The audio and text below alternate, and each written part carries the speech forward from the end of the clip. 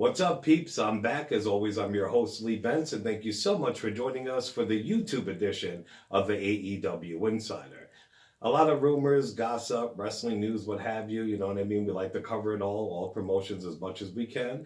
We do a lot on this channel. We love horror. We love movies, streaming TVs. I do movie reviews, trailer reviews. I just put up part 1 of our top holiday movies. Part 2 will be coming soon. So definitely check out all the content we have on our YouTube and especially our podcast. You can find us on all podcasting platforms and Facebook and YouTube under the AEW Insider. And on Twitter, we're under the AEW Insider 1, as in number 1.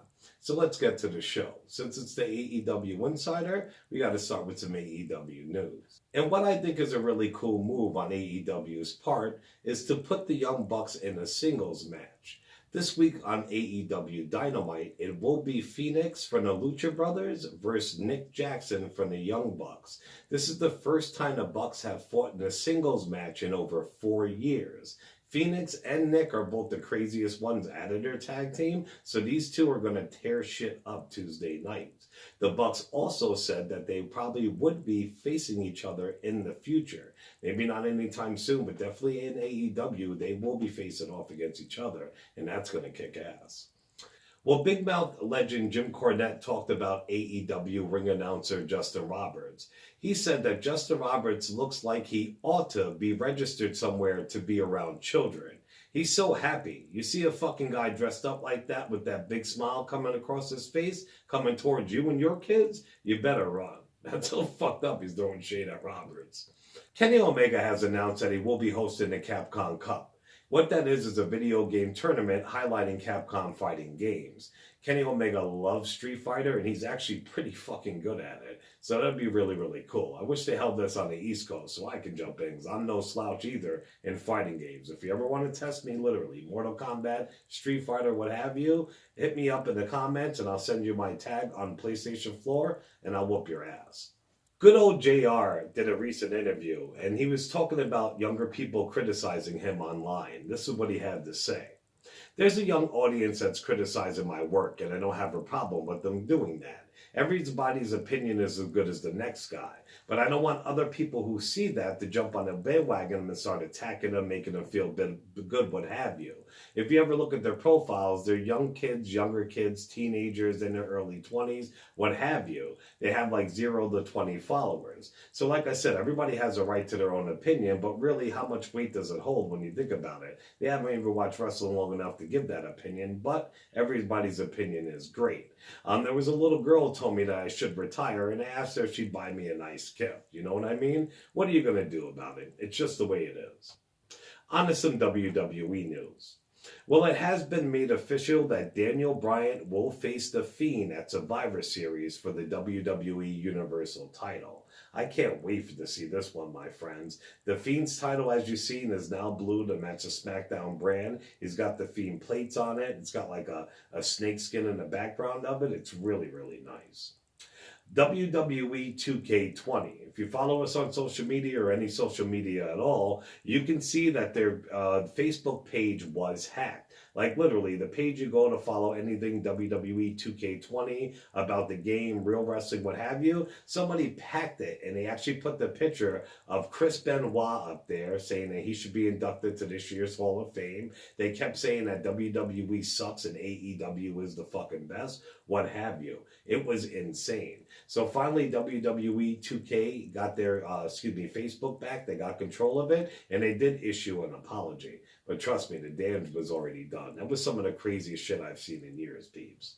Well, the Outsiders, a.k.a. Big Sexy Kevin Nash and Hey Yo, Scott Hall, have been at the WWE Performance Center this past week, and they took a serious liking to 7-foot-plus tall NXT rookie Jordan, and I can't even pronounce his last name, Omo Began. They gave him what they call the Outsiders Crash Course. How amazing must it be for a rookie to be there and get trained by those two? It's crazy to even get the shot in WWE, period. And you got legends like that teaching you the fucking ropes. It's amazing. Dave Meltzer reports from very good sources backstage at WWE that there were mixed reactions about CM Punk's return. Meltzer said that there were some people who were negative of the company doing any work with Punk due to the way he left, the comments after, and the lawsuit that followed. Others argued that the timing was right for Punk to come back to WWE, as he was the last major free agent who AEW could have signed that would have been a game changer. And yet there was another group of people who figured that Punk would never come back, a rare exception to the rule of talent leaving and never working with WWE again. One interesting point brought up is that Punk joins WWE Backstage mere weeks before Survivor Series, which takes place in a hometown of Chicago, Illinois, where historically chants for his name have been plentiful. And that's true, dude. Whenever they go to Chicago, holy fuck, all they chant is we want CM Punk, whether he's here or not there. And actually, it's done all over the world. NXT star Oney Lorcan has asked for his release from WWE. As we know, WWE's really not letting anybody go unless you're really a bum, that they feel you're a bum. Like Sin Cara, he asked for his release. They're going to give him his release in time, believe me. Then you got Mike Kanellis, who just resigned. He's not going anywhere. Oney Lorcan, I would say they're just going to release him because he's a bum, but the times they let him highlight him and give him a chance, that dude's a beast. They got to get him out of those stupid black trunks, put him in an outfit, give him a gimmick, and kiss his ass a little bit, or they're just going to say, smell it. Good luck in your future endeavors. We have to stay tuned. After the whole supposed racial Jordan Myles NXT t-shirt debacle, he went back to his indie, and I think what it is his real name. He wants to be called ACH. I have heard that behind the scenes, WWE wants to push him, not let him go.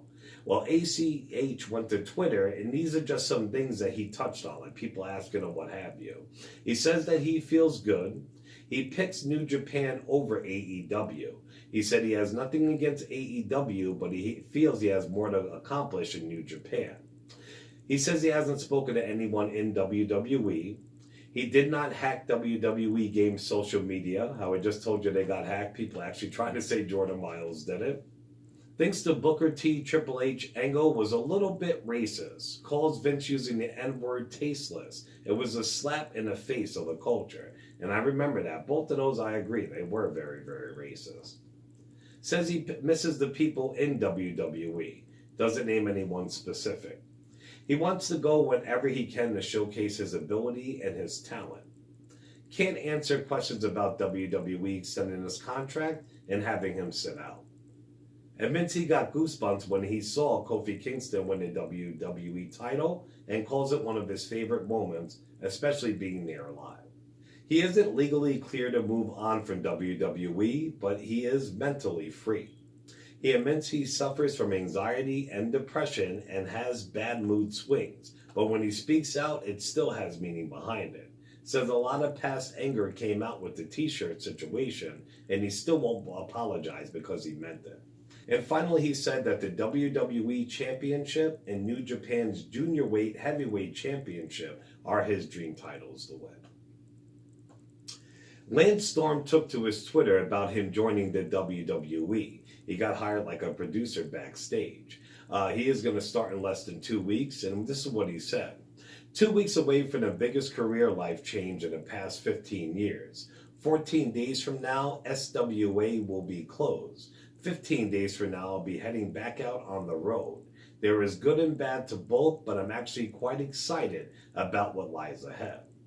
Rusev seen this, and he replied, there is no bad in WWE, being sarcastic with all the problems he's been having and trying to get out. Storm then replied with the following, really? I've heard some guys there will try to sleep with your wife. That can't be good. That's an awesome burn and playing on a Rusev, Lana, Bobby Lashley storyline. I reported that WWE wants to expand to Mexico like NXT Mexico. They are doing a big super show there on November 30th. They announced The Fiend will take on Rey Mysterio for the WWE Universal title, and they're actually teaming up Cain Velasquez with Humberto Carrillo. Sounds pretty cool. I want to see the super show. Hopefully it'll be a lot better than those Saudi shows. Brandon Kendricks took to Twitter and announced that he is taking an indefinite leave from WWE. which makes me sad because I've been a huge Kendrick fan since he graduated from Shawn Michaels wrestling school that he used to run. And I was so happy when he got his second shot in WWE, starting with the Cruiserweight tournament. This is what he had to say.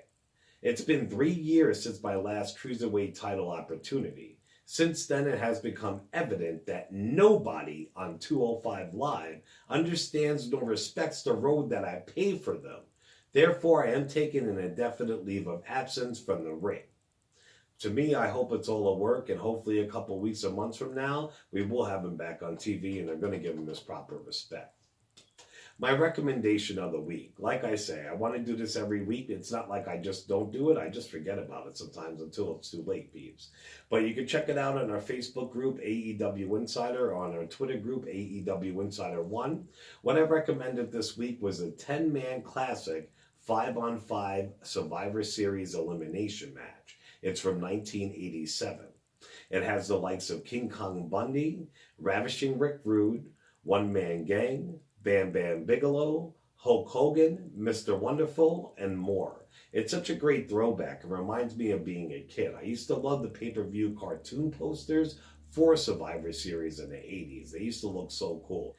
Tessa Blanchard did a Q&A on her Twitter and answered some of the fans' questions. Here's what I feel the best current female wrestler and one of the best current wrestlers overall on the planet had to say. They asked her about her favorite matches this year. She says anything at the Moose Nation. So I guess she's really, really high on Moose, which is crazy. On her favorite wrestler growing up, Johnny Valentine. I saw Greg Valentine today. It was cool. On who she wants to wrestle the most. I want to wrestle Mercedes KV. If you don't know who Mercedes is, that's actually WWE's Sasha Banks. So that's crazy. That's Tessa Blanchard's dream match right now. And finally, they asked her on which female wrestler she feels has the most potential. She says all the potential to be a star, and she proves it daily. It's definitely Impact Wrestling's Kiera Hogan. I don't agree with that, but hey, she knows. She works with her, and she is one of the best. So I had to keep a bigger eye on Kiera. Finally, some UFC news. Now, I reported about the Nate Diaz fight that just happened a couple of weeks ago, how we was talking shit about Dwayne "The Rock" Johnson, what have you. The dude's a hothead. He says what's on his mind, which I like and I respect. But he was on Twitter, and a fan tweeted to him pretty much saying, "Thanks to you, man, I bet and lost my rent money. Now I'm sleeping in my car because I lost betting on your match." Diaz did see it, and he replied, "Don't trip. I got your bitch ass 100, which means I got your back 100%. You would just think it's bullshit, it's a work, or Diaz was just shutting them up not to look bad on social media.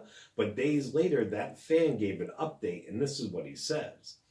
Diaz sent him more money than he actually lost betting, and he's investing some of it in Diaz's CBD company. He said he did lose and bet, but he really wasn't sleeping in his car. And he wants to thank Nate Diaz for replacing his money and giving him some extra spending cash on top of it." So you see, peeps, he's not that bad of a guy. And that's an awesome fucking story. All right, peeps, that's it this week for the AEW Insider on YouTube. I hope you enjoyed the show. Remember to show us some love on all podcasting platforms, Facebook and YouTube, under the AEW Insider. I got some great videos up on YouTube. There's almost 60 of them, man. Content for whatever you like. Wrestling, movies, music, video games, women, pop culture, gossip, what have you. It's all there. And definitely show us some love on the AEW Insider 1 on Twitter. If any of you guys ever want to get interviewed, if you're an indie wrestler, if you ever want to co-host a show, something like that, want me to cover something on the show, want me to do a Q&A, what have you, definitely hit me up on any of those social medias. All right, peeps, I will have a Movies and More YouTube episode coming up in a couple of days, plus the podcast, and I'll be back in a couple of days with another wrestling podcast. We got Survivor Series coming up, so we got a lot to cover. All right, I'm rambling on as always, peeps. Thank you so much for showing me some love. As always, I'm your host, Lee Benson. Thank you so much for joining us on this week's YouTube edition of the AEW Insider. Ciao, peeps.